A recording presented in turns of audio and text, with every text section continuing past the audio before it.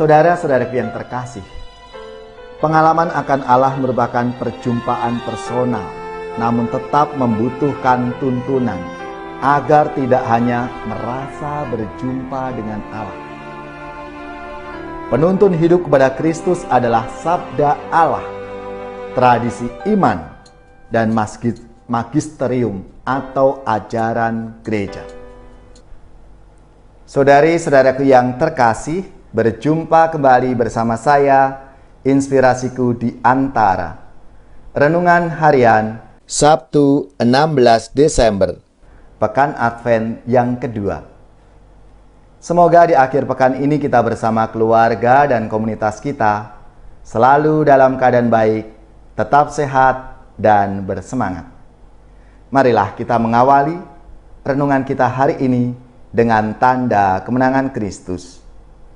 Dalam nama Bapa dan Putra dan Roh Kudus. Amin. Allah Bapa yang Maha Kuasa, Engkau telah mengutus Yesus Kristus yang dinantikan oleh para nabi. Semoga kami semakin mengimaninya dalam hidup sehari-hari. Semoga pada saat kedatangannya, kami setia menjadi putra-putri cahaya kasih-Mu. Dengan pengantaraan Yesus Kristus Putra-Mu Tuhan kami, yang bersama dengan Dikau dalam persatuan Roh Kudus, hidup dan berkuasa Allah sepanjang segala masa. Amin. Dalam nama Bapa dan Putra dan Roh Kudus. Amin. Inspirasi kita hari ini dari Injil Suci menurut Matius bab 17 ayat 10 sampai 13. Marilah kita siapkan kitab suci kita masing-masing. Kita akan membaca bersama-sama lalu merenungkannya. Ketika Yesus dan murid-muridnya turun dari gunung, para murid bertanya kepadanya, "Mengapa ahli-ahli Taurat berkata bahwa Elia harus datang dahulu?" Yesus menjawab, "Memang Elia akan datang dan memulihkan segala sesuatu. Dan aku berkata kepadamu, Elia sudah datang, tetapi orang tidak mengenal dia dan memperlakukan dia menurut kehendak mereka. Demikian pula Anak Manusia akan menderita seperti mereka." Pada waktu itu, mengertilah murid-murid Yesus bahwa ia berbicara tentang Yohanes Pembaptis. Demikianlah sabda Tuhan. Terpujilah Kristus.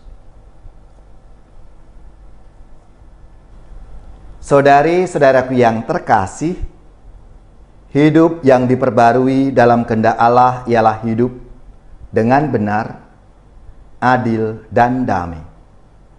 Dan ini tentunya tidak mudah. Hal inilah yang dialami oleh Elia ketika mengajak umat Israel untuk menyongsong hal yang baru dengan meninggalkan dewa-dewa Baal. Malah Elia dijadikan musuh dan target pembunuhan oleh penyembah-penyembah Baal itu. Dalam kesesakan, Elia lari kepada Tuhan dan mendapatkan pengarahan akan masa depan di Horeb. Tugas Elia jelas, mengajak umat Israel untuk meninggalkan kekelaman dan menyongsong hidup yang baru. Suatu pertobatan yang diajak Elia untuk umat Israel. Saudari-saudaraku yang terkasih, apa yang dialami oleh Elia ini juga dialami oleh Yohanes Pembaptis sebagai jalan bagi kebenaran dan hidup, yaitu Tuhan Yesus sendiri. Ketidakmampuan orang-orang untuk mengerti akan kedatangan Yesus karena mereka menolak orang yang memberikan jalan kepada kebenaran itu, yaitu Elia maupun Yohanes Pembaptis. Mereka, khususnya orang-orang Farisi dan ahli Taurat, merasa tidak butuh jalan itu karena mereka sudah merasa mampu menemukan jalan keselamatan. Saudara-saudaraku yang terkasih, Pengalaman akan Allah merupakan perjumpaan personal, namun tetap membutuhkan tuntunan agar tidak hanya merasa berjumpa dengan Allah.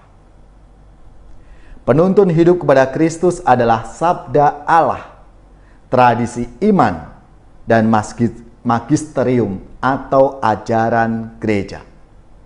Maka, mana mungkin kita akan menemukan Kristus yang sejati kalau kita enggan mendalami kitab suci, tradisi maupun magisterium. Iman akan Allah bukan permainan perasaan, melainkan membutuhkan penuntun iman agar kita ini bisa mengerti apa yang kita imani dan beriman dengan sadar.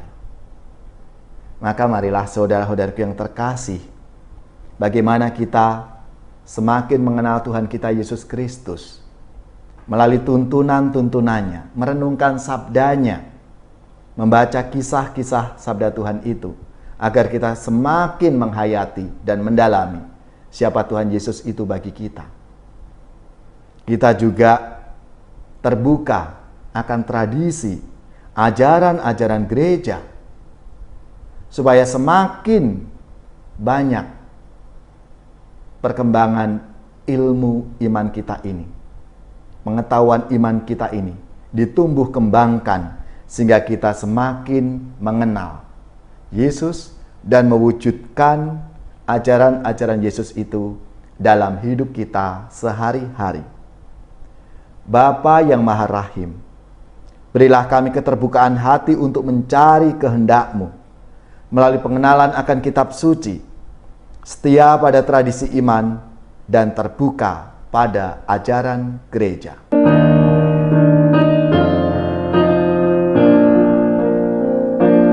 Aku mengasihi Tuhan,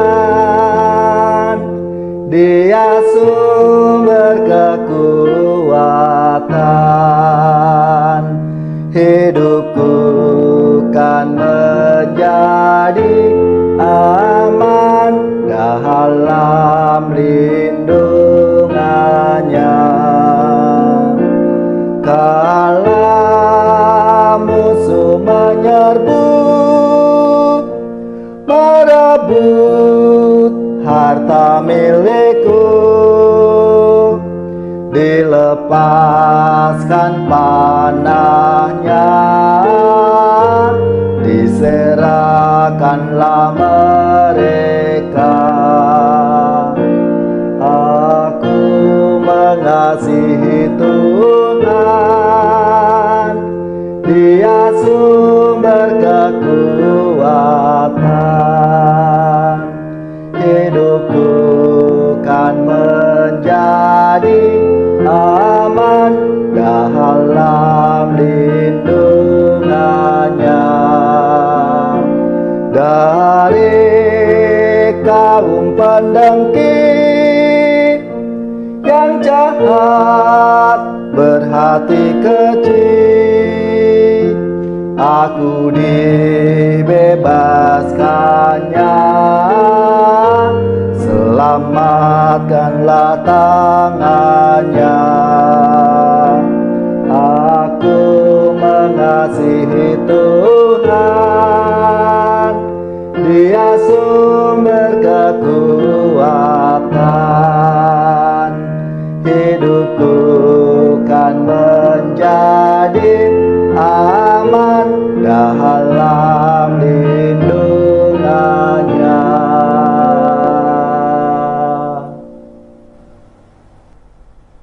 Saudari-saudaraku yang terkasih, marilah kita mengakhiri renungan kita hari ini dengan mohon berkat Tuhan. Dan kita akan menerima tugas perutusan. Marilah kita siapkan hati kita untuk menerima berkat-Nya.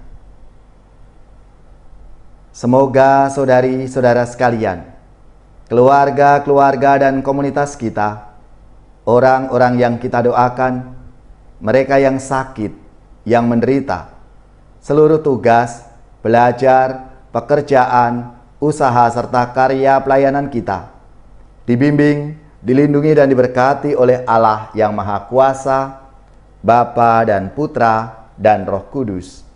Amin.